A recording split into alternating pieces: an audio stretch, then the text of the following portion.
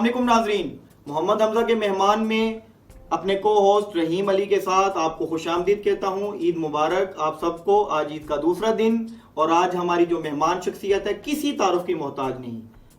हम छोटे होते थे तब से इनको सुन रहे हैं और मरकजी हमारी जो मिनहार नात कौंसल है उसके ये हेड हैं। पूरी दुनिया में मिनहार नात कौंसलें बनी हुई हैं लेकिन जो मेन मिनहार नात कौंसल है उनके जो हेड हैं वो हमारे ज़हीर अब्बास बिलाली साहब हैं। सर खुशामदीद, बहुत शुक्रिया आपका। बहुत शुक्रिया जी, बहुत शुक्रिया। मैं हमजा भाई आपका भी शुक्रिया अदा करता हूँ, तो रहीम भाई आपका भी और आपकी पूरी टीम का माशाल्लाह, जिन्होंने इतने अच्छे प्रोग्राम में आज के खुशियों के मौके पर मुझे याद किया, मेरे लिए इज्जत वाली बात। बहुत शुक्रिया। तो इसी में ज़हीर भाई प्रोग्राम का आगाज़ करते हैं कि आज ईद का दूसरा दिन है, तो आपकी जो यंग लाइफ थी, आप ईद किस तरह बनाते थे और किस तरह आपका फील हुआ कि क्या डिफरेंस है? आप जाहिर बात है उस वक्त हम छोटे होते थे, अब बड़े हो गए हैं, तो वो ये तो एक है ही है, मगर कोई इतनी ख़ास ईद नहीं। ख़ास से मुराद ये है कि आज का जो दौर है उसमें जितनी चेंजिंग आ गई हुई है, पहला जो आज से कोई 20-25 साल पीछे चले जाए उसमें इतना ज़्यादा वो फैसिलिटीज़ नहीं थी, उस तरह हम जितना आज उसको सेलिब्रेट करते हैं इतना ज़्यादा सेलिब्रेट नहीं करते थे। बस ये एक्साइटमेंट होती थी सुबह नमाज ईद अदा करनी है, उसके बाद ये एक्साइटमेंट होती थी ईदी मिलनी है, तो बस ईदी के चक्करों में ना वो फिर घर पहुंचते पहुंचते जो बड़ा मिला अस्सलाम वालेकुम सलाम जरूर करना है ताकि ईदी मिलेगी। अच्छा, कल निशाई साहब हमारे प्रोग्राम में थे, उनसे जब रहीम भाई ने सवाल किया था तो उन्होंने कहा था क्या मैं बूढ़ा हो गया हूँ? तो आप अपने आप को यंग समझते हैं? अल्हम्दुलिल्लाह, वो तो आप बताएंगे ना। अल्हम्दुलिल्लाह ऐसे ही है, मगर वो बात वही आ गई वो यंग या बूढ़े वाली बात। ये भी मैं हकीकतन ये बात कहूँगा, अल्हम्दुलिल्लाह 89 से मेरी वाबस्तगी है हुजूर क़िबला सय्यद इशरतुस्सलाम आपकी निगाह नाज है आपकी। मैं 5 क्लास का स्टूडेंट था, मुझे याद है माशाअल्लाह। तो बस हम बस पे नमाज जुमे के लिए हाजिर होते थे, जिस घर में मैं नमाज और 5 क्लास ट्यूशन पढ़ा करता था वो हुजूर कुतुबुल औलिया सरकार के मुरीद थे। तो वो जब आया करते थे ना तो हम क्लास फेलो सारे ना इस वजह से ज्यादा बैठा करते थे, छत के ऊपर आगे बैठ के जाया करते थे, इस वजह से कि जी हम नारा लगाएंगे जुर्रत बहादुरी तारुल कादरी। वो कोई लम्हा ऐसा था, कभी कभी मुझे याद पड़ता है कि शायद जो मिनहाजुल कुरान के सामने ग्राउंड है जी, तो मुझे अब नमाज पढ़ने का याद नहीं कि उस वक्त जुमा पढ़ाता था कि नहीं पढ़ता था, मगर ये मुझे याद है कि जनाब वहाँ सिसकियों की रोने की आवाज़ें जो आया करती थी, क़िबला हुज़ूर की शफ़क़तें, मुसाफा करना, आपके साथ वक्त गुजरना, बस वो कोई एक निगाह नाज थी, उन्होंने मेहरबानी फरमाई, तो अल्हम्दुलिल्लाह आज ये वक्त आ गया। और जो आपने बात कही है कि वो जवानी और बुढ़ापे वाली, मैं अल्हम्दुलिल्लाह पूरी दुनिया में हाजिरी का मौका मिलता है, जहाँ भी जाऊँ बहुत सारे चेहरे ऐसे हैं जो आज से कोई 20-25 साल पहले भी वैसे थे और आज भी वैसे हैं माशाल्लाह माशाल्लाह। तो ज़हीर भाई आपने कहा कि बचपन में ईदी का बड़ा आपको होता था, तो कितने फिर अपने वालिदैन से कितनी ईदी लेते थे आप? अब अपनी अल्हम्दुलिल्लाह ये थी मेरे साथ आज तक ऐसा है अल्हम्दुलिल्लाह। सब भाइयों में जैसे कोई एक बच्चा होता है ना जिससे बहुत खास प्यार होता है, जी, तो सबको जैसी ईद मिलती थी वो भी अल्हम्दुलिल्लाह मिलती थी, उसके अलावा भी बहुत कुछ मिलता था। अच्छा, अल्हम्दुलिल्लाह वो अल्लाह का एहसान है, वो आज तक बरकरार है। तो वो तो लाडला कहते हैं एग्जैक्टली ऐसे।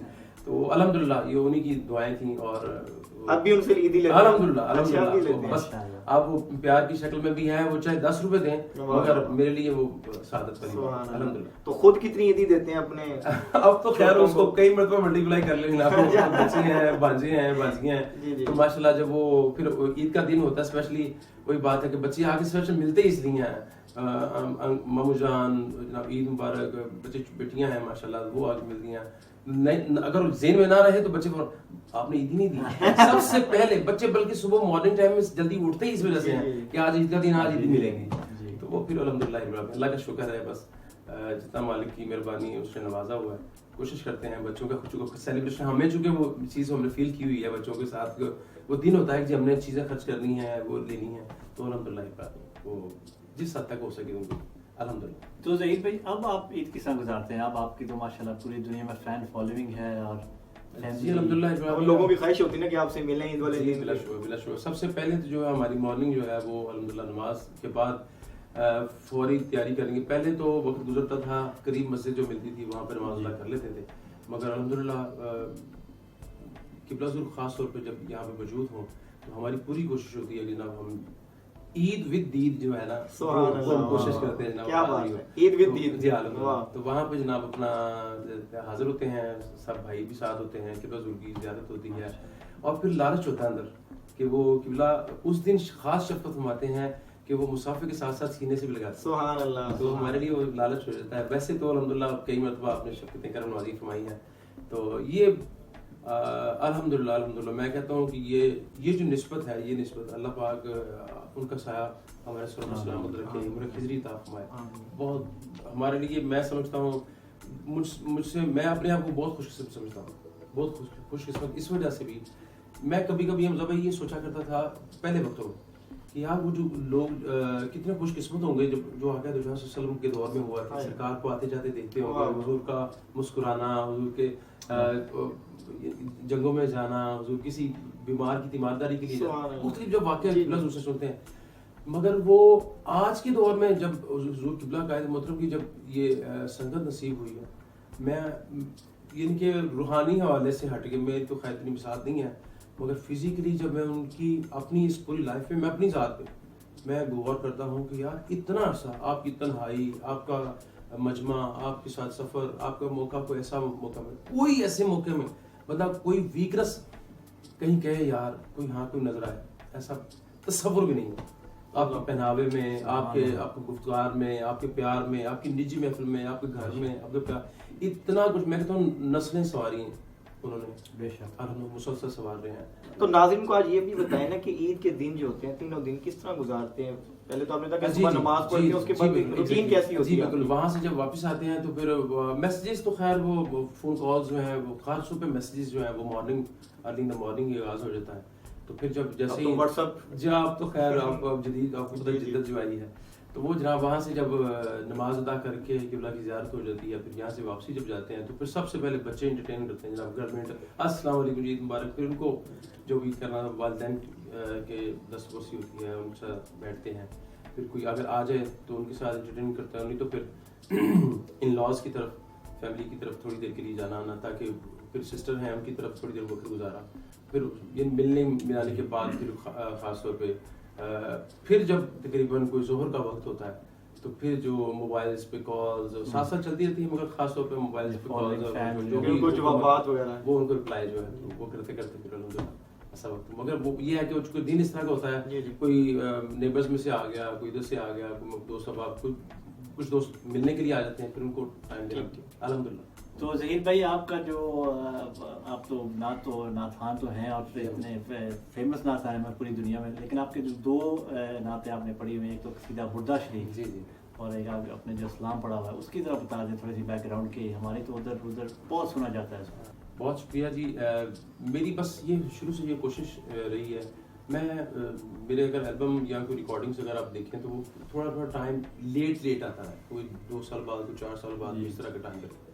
میری کوشش یہ ہوتی ہے کہ تھوڑا کریٹیو کام, کچھ تھوڑا سا جو اگر پہلے جو کر چکا ہوں اس سے کچھ بہتری کی ضرورت. تو یہ قصیدہ بردہ شریف حضور قبلہ سیدی شیخ الاسلام قبلہ, آپ مجھے یاد ہے کہ آپ پسند فرمایا کرتے تھے, آپ سنتے تھے, حماد بھائی ایسے سماعت کرتے تھے.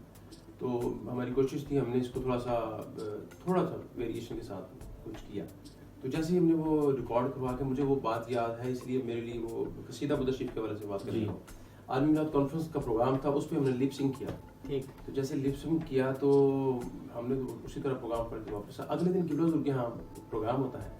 تو جیسے ہی میں پہنچا ہوں تو حسین بھائی بہت شفقت فرمائی, پہلے مجھے دیکھتے فرماتے ہیں آپ کو بہت مبارک ہو, پوری ٹیم کو بہت مبارک ہو. قبلہ حضور نے کل فون کر کے اسپیشل فرمایا کہ میری طرف سے مبارکباد دیں, ان سے کہیں بیٹے میں آپ کے ماتھے چومتا ہوں, میں آپ کو سینے سے لگاتا ہوں, آپ نے کمال کر دیا. وہ تو خیر جو ان کے الفاظ تھے میں بتا نہیں سکتا. تو مجھے پھر کچھ عرصے بعد ڈاکٹر حسن صاحب آپ کے ساتھ ایک نشست ہوئی, اس موقع پہ آپ نے فرمایا کہ ابو جی قبلہ کی وہ قصیدہ سنتے ہوئے فرمایا کہ اس طرح کی وجدانی کیفیت تھی میں آپ کو بیان نہیں کر سکتا. پوری فیملی کو اکٹھا کر لیا, ہمارے دیکھیں کتنا خوش پڑا ہے. تو ہمارے لیے وہ بڑی عزت اور سعادت والی بات ہے. سلام کے حوالے سے آپ نے بات کی, تو وہ ریاض حسین چودھری صاحب اللہ رحمہ کا سلام, اللہ ان کو درجات بلند فرمائے, اتنا خوبصورت سلام. میں اس حوالے سے اس کو جب پڑھ رہا تھا نا تو وہ مجھے وہ بات یاد آ گئی, شاید پرانے لوگوں میں وہ آپ کو کسی کو یاد ہو, وہ کوئی بھکاری آتا تھا نا دروازے پہ, تو وہ جس گھر پہ کھڑا ہوتا تھا اس کو پتا ہوتا تھا یہ گھر کس کا ہے, اس کے بچوں کا کیا نام ہے, اس کے دادا کا کیا نام, اس کے ابو کا کیا نام ہے.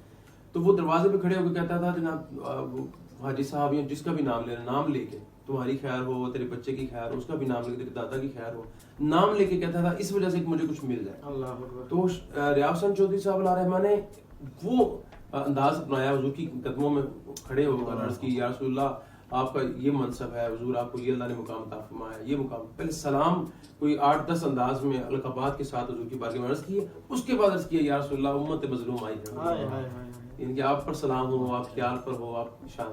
تو وہ الحمدللہ رب العالمین, وہ مجھے حسین بھائی اللہ نے بتایا کہ آج بھی الحمدللہ گھر پوری فیملی کو بہت پسند وہ سماعت کرتے ہیں, بلکہ گاڑیوں میں ساتھ ہیں, اور حضور نے بہت بہت عزت افزائی کی الحمدللہ.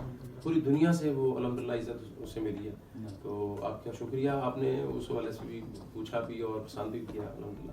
عید کے حوالے سے آپ کیا پیغام دیں گے؟ جی بسم اللہ. میں عید کے حوالے سے بس یہی عرض کرنا چاہوں گا, آج بالخصوص چونکہ خوشیوں کا دن ہے, اور بالخصوص یہ جو عالمی وبا آئی ہوئی ہے یہ ابھی تک ہے, بس یہ دعائیں تو سارے کر رہے ہیں. میں صرف ایک چیز عرض کروں گا کہ کوشش یہ کریں کہ سیلفی کے بغیر جس حد تک ہو سکے ان دوستوں کے, ان گھرانوں کو ضرور انٹرٹین کریں جس حد تک بھی اللہ نے استطاعت دی ہے. چاہے ایک پانی کا گلاس ہو, چاہے کسی کو گلے لگانا ہو. آج عید کا دن ہے, خوشی سے جا کے کسی کو گلے لگائیں اور اس کے ساتھ ٹائم سپینڈ کریں.